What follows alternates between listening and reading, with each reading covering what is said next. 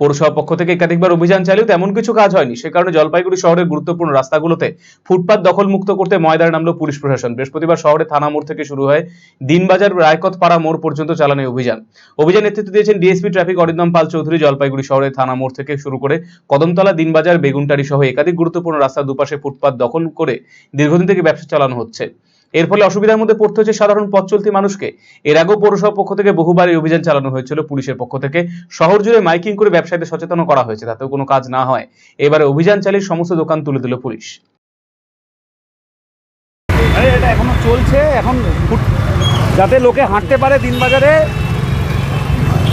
দোকানগুলো যাতে বাইরে চলে এসছে সেইগুলোকে যাতে ভেতরে ঢুকে যায়, এইটাই দেখা এখনো চলছে। আমরা আমাদের অভিযান সচেতনতা বাড়াতে হবে মানুষকে, যাতে রাস্তাটা হাঁটা চলার জন্য, রাস্তাটা ব্যবসা করার জন্য নয়। এখানে এটা বুঝতে হবে সবাইকে। আমরা করছি যেটা বললাম অভিযান, যে যাতে রাস্তাটা অবশ্যই লাগাতার চলবে।